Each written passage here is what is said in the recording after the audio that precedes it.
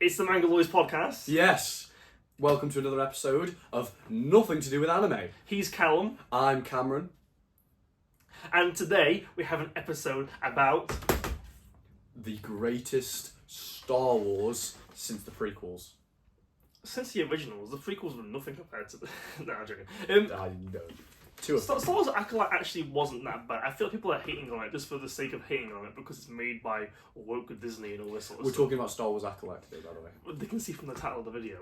That would make sense. Star Wars Acolyte, Infinite IQ. Made me gay. you got the bogey woman on there with the Infinite IQ. Oh yeah. Star Wars Acolyte made me gay.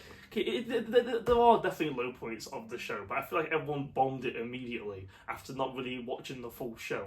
People bombed it after the first two episodes were released, which didn't make sense because the first two episodes were set in a time frame, set in sort of what was going on, and nothing actually relating to the show had happened yet. Yeah, and it really annoyed me was complaining because the main twins had two mums, and people were like, "Oh, this is." They didn't even know that at that point. Yeah, but the whole two mum things actually make sense in the context of the plot.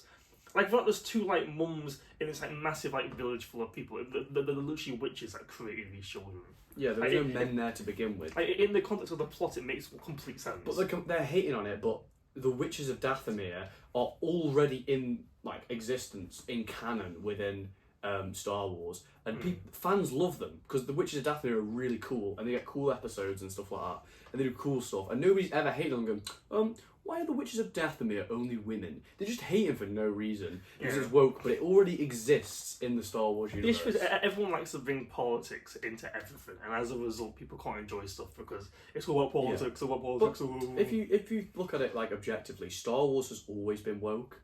Like if you think of how many different species there are, how much everyone there's so many different species and things, and everyone's obviously treated similarly, and they have strong female protagonists in the originals. Princess Leia is literally one of the strongest female protagonists ever portrayed, and they did it so well. Nobody was ever hating, being like, "Oh, you made a woman in charge of the Rebel Alliance." One of the main characters. You can't do that. That is so woke. I've never heard anyone ever complain about Princess Leia being a forced, strong female character, because she wasn't. She was incredible. So Star Wars have been doing it from the get-go. Star Wars has always been woke. You've just never It's like in the sequels, everyone hated Rey, so why is like a woman taking the mantle of like Luke Skywalker and Anakin Skywalker? But Rey isn't bad because of that. Rey's bad because she's just a really bad character. She is a bad character. It was badly written, and it was unfair of how bad the sequels were written because it had the potential. But we're not talking about the sequels today.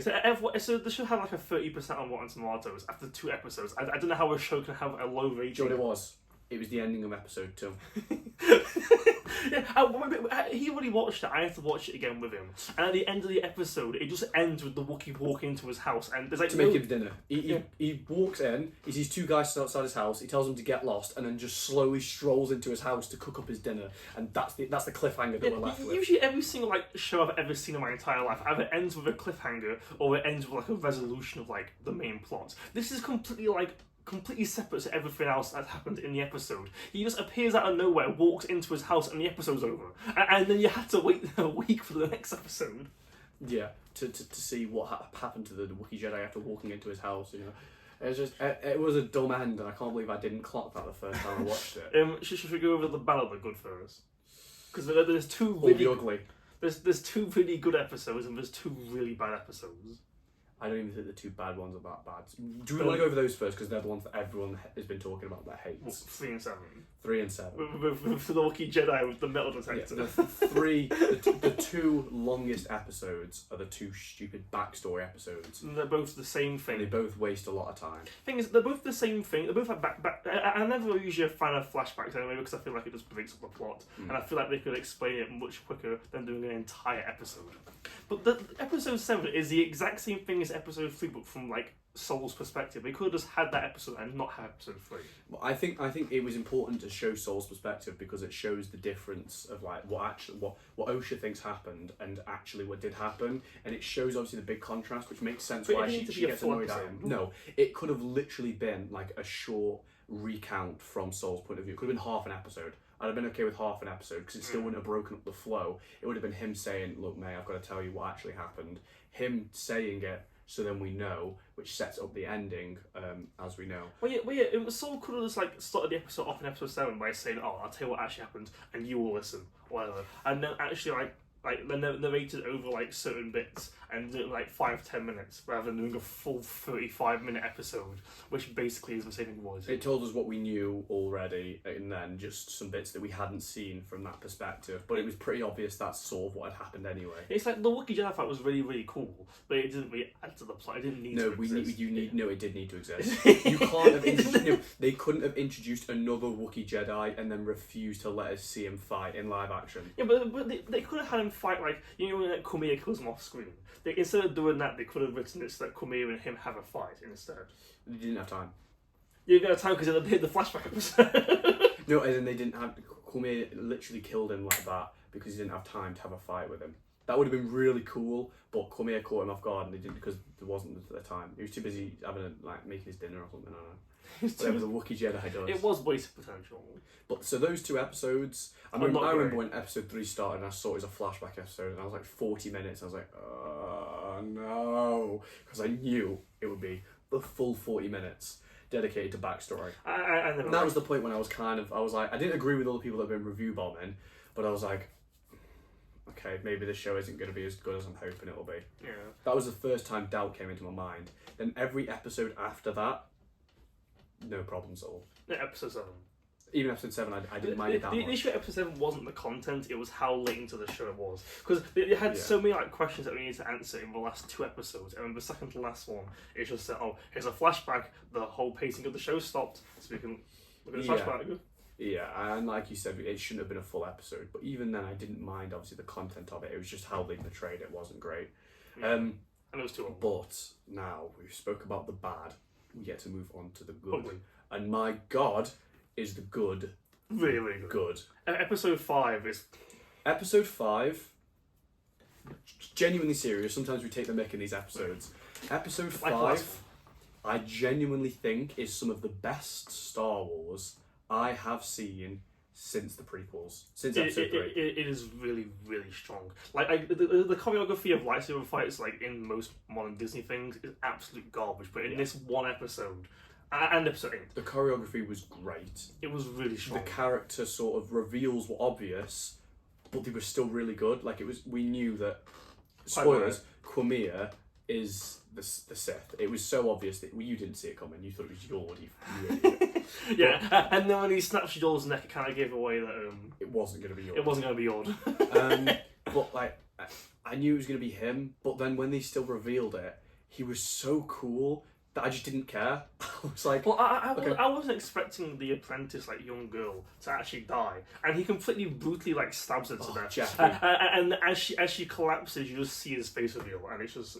Jackie, so well. I actually really liked as a character, and I think one of the first things that made me lean forward watching this episode and go, okay, they're cooking with this one, was the Jackie dropkick. When May that is me. She's just like waiting in the ball in the corner, and then runs out and May runs out, and Jackie just runs and 2 foots her straight in the face. It's so funny because that's like the weirdest Jedi technique I've ever seen. She could have rugby tackled at anything, but no, she goes in with the 2 feet straight to her face, then stops and looks at it, and then they have a really good fight. We do, yeah. Their fight is like the whole episode is really good, yeah. And then so the fact that they have their good fight, while Cormier's having this epic fight against all these Jedi, and he just murders all of them because he gets in the head and he stays there. Shut up. But it was the way he snaps Yor's neck. They're both like. Bro, I didn't see it coming. And then like in like a second, he just snaps his neck. That's the thing. With Disney stuff, you don't expect them to kill these people off. Like it was so out of the blue that I was sat there stunned that they developed these characters. They developed Jackie, having a close relationship with Osha. Developed Yord as being the sort of lovable goofball that he is. There was all the background Jedi, miscellaneous Jedi number 1, miscellaneous Jedi number 2, there's those sort of characters. And you're like, okay, and then they kill off Jackie and Yord. And the Wookiee Jedi as well. And all the other masters like Indara, Indara's murder, and Corbin. And the fact they were just able to just kill them off like that takes guts, but it was good. Because obviously you can't just go off killing all your characters, because otherwise sometimes people are like, okay, well what's the point, everyone's just going to die. Yeah. But the fact that they did it in such a way, in such quite a gruesome way, just threw me off guard for Disney, and it made me really enjoy the series, and I was actively waiting for the new episodes to come out. And then we got a 7, and I was a bit sad, but... What was episode 6 again? I've completely forgotten episode 6. 6 is like the aftermath of it, so it's where... Oh yeah, she puts on the helmet, doesn't she? Yes, that's the one where she's rescued, she puts the helmet on. We see a lot of sort of backwards and forwards of various different people figuring out what's going on and stuff like that. Episode 8 is the other very strong episode. Episode 8, they did good on that. The finale was good, they did well, yeah. I think it even started. The first scene is May taking on a Jedi Master and killing her, and I thought that scene was a pretty good opening scene. Yeah. To start the show off with. Yeah. But how the Jedi Masters aren't all. What's Jedi Knights aren't all they're not all powerful. They have weaknesses, and her weakness is obviously targeting an innocent civilian to take her attention away. Which, like I say, the premise is good. It's set before, and we got some obviously cameo characters, which I thought was pretty cool. But it's just. It's so fresh to not be, although technically now it's still tied to the Skywalker saga, which is a bit upsetting with the reveal of Plagueis.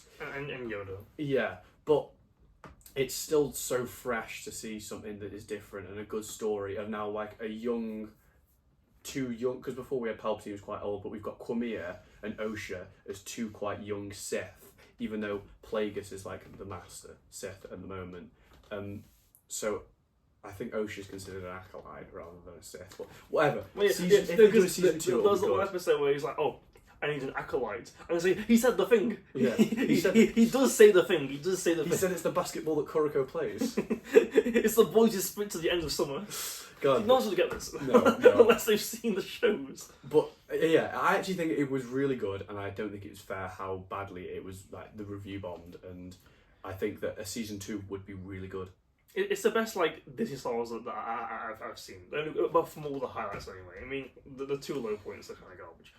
Yeah, I mean, there's obviously good things about all the seasons. Kenobi had some good seasons. Ahsoka had some good episodes. Yeah, episode 5. Mandalorian has good episodes. Book of Boba has good episodes. The ones with the Mandalorian in. The ones that have nothing to do with Boba. Yeah. No, I didn't mind Book of Boba. No. Kenobi was hard carried by Darth Vader. And Kenobi. Darth Vader. And Kenobi. Kenobi. People only wanted it because they want Ewan McGregor. But anyway, that's a different thing. That's a different thing. What would you give the Acolyte out of 10 then? I'd give it a solid 7. I'd give it an 8. I say 7 because the bad is bad. The bad's not that bad. It's pretty bad. It's just upsetting. You wouldn't watch it again. I mean, you did, but I've watched it twice now. But you wouldn't watch it again. I would. I don't like watching. You literally said, "Can we please skip episode 3? It has nothing to do with the plot." You wanted to skip it. It's because episode 3 is it is draining. If I watched it again, I would skip episode 3 because I know it once and I need to know. Yeah, exactly. See, the whole thing is exposition and nothing exciting and interesting. That's the problem. And the whole episode just tells us stuff that we already knew. We already knew that they were twins. We already knew that they had 2 mums. Yeah. We already knew all this stuff way before the episode. So there was no point in this existing. I agree. How long are we going to call on for? 15 minutes. 15. I think that's a good way to round it off then. Yeah. Thank you guys for watching. TTYL. We'll see you at London Anime Con. Bye-bye. Bye. クキちゃん、実はね。俺はロリコンなん Take 69.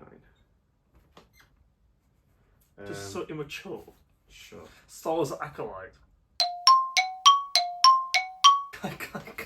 I can't believe you maintained your composure when I said I feel like the writers forgot that he was Captain America. No, I don't know how I'm It's such a stupid comment to make. But I sort of took it for a second, blinked, realised what you said, and then had to try so hard to fight to stay not cracking. And then he said Sabretooth was the most grounded character in the movie. Oh god, yeah, and then you were and I was like, oh yeah, same with Toad, and you were like, who was Toad? And I said, exactly. Is he actually in it?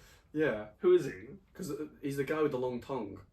Oh, he's in 2 scenes. The one where he pulls the switch to turn the magnet on, and then later when Blade gets his tongue, wraps it round his throat, and then starts stabbing him in the head. Oh, how does it sound on your microphone? Pretty cool, actually. Oh, is it? Yeah. Alright. Leave it in the bloopers. This is Star Wars. Stop! Stop! You would be kicked off a set instantaneously. Well, no, because if I was getting paid to do it, then I'd actually not do that. Wow, one arse. What? You know, he was just doing it for me. 2 hours. Anyway, are you ready? Yeah, Put so... your microphone in front of your mouth, otherwise I can't hear you. Oh, I'm gonna kill you. I'm gonna kill you. Okay, so this is the Mangaloids podcast. You can't stop like that.